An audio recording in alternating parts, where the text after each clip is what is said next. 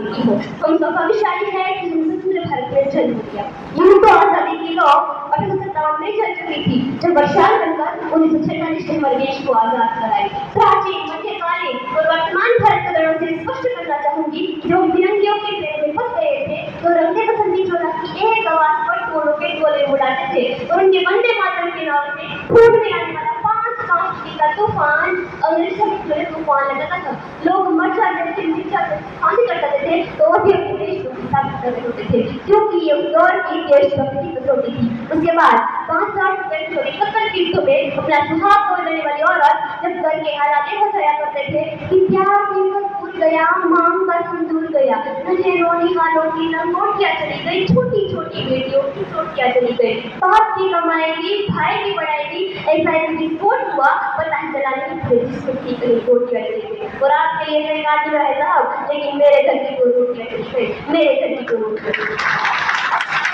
वाले हालात पैदा होने के बावजूद एक माँ अपने सरहद पर अपने बेटे को दुश्मनों की धज्जियां उड़ाने के लिए भेज देती थी। उससे खत लिखा कर रही थी कि अम्मा ने खत लिखा है पढ़ ही जाओ से, अम्मा ने खत लिखा है पढ़ ही जाओ से, पुत्र मेरे ना घबरा जाना, एक इंच भी पीछे न हटना, चाहे इंच इंच कर जाना, चाहे इंच इंच कर जाना।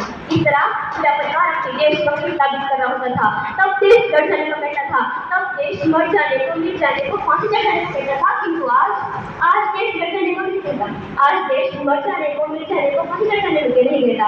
किंतु मेरे विचारों में अगर कोई व्यक्ति अपना काम पूरी ईमानदारी, पूरी मेहनत और पूरी लगन से करे देशभक्ति।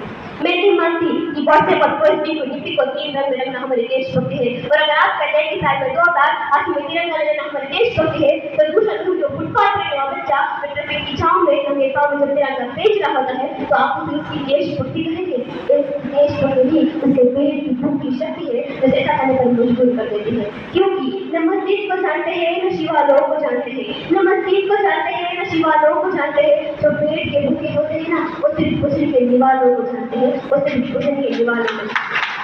कहा जाता है हम विश्व के सबसे बड़े लोकतंत्र हैं, जहाँ हिंदू पैदा होते हैं, मुस्लिम, सिख और ईसाई भी पैदा होते हैं, लेकिन 32 इंसान पैदा नहीं होते। और मैं बता दूं कि न हिंदू की जरूरत है, न मुसलमान की जरूरत है, न हिंदू की जरूरत है, न मुसलमान की जरूरत है। राष्ट्र निर्माण के लिए सिर्फ अच्छे यादवों की जरूरत है, सिर्फ अच्छे यादवों की जरूरत है। जरा सोच कर देखिए, एक पेड़ पौधे और शाखाएं भी परेशान हो जाए अगर परिवेश भी हिंदू और मुसलमान हो जाए। कहा जाता है हम विश्व के सबसे बड़े लोकतंत्र हैं। अगर हमें एकजुट होना है तो यादवों को एक करना होगा, सारे भारत के यादवों को अपनी वीरता को दिखाना होगा, सिर्फ लड़कर ही अपना काम पूरी ईमानदारी, पूरी मेहनत और पूरी लगन से कर। क्योंकि हमारा अटल बिहारी जी ने भी कहा था, अर्पण की भूमि है, ये तर्पण की भूमि है। भारत कोई भूमि का टुकड़ा नहीं, एक जीता जागता राष्ट्र पुरुष है। इसकी नदी नदी हमारे लिए गंगा है, इसका कंकड़ कंकड़ हमारे लिए शंकर है। हम जिएंगे तो इस भारत के लिए और मरेंगे तो इस भारत के लिए, और मरने के बाद भी गंगा जल में कैसे हमारी अस्थियों को कोई कान लगा कर सुनेगा, तो एक ही आवाज आएगी, भारत माता की जय।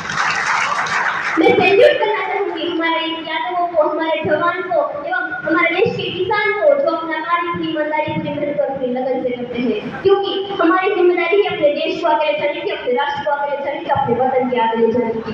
अंत में बस इतना ही कहूंगी कि मेरा हिंदुस्तान महान था, महान है और महान रहेगा। मेरा यादव महान था, महान है और महान रहेगा। मेरा हिंदुस्तान महान था, महान है और महान रहेगा। होगा हौसला सबके गले में बुलंद, तो एक दिन पाकिस्तान भी जय हिंद रहेगा। अरे पाकिस्तान ही क्यों, सारा जहान नहीं रहेगा, क्योंकि सारे जहां से अच्छा हिंदुस्तान हमारा, सारे जहां से अच्छा हिंदुस्तान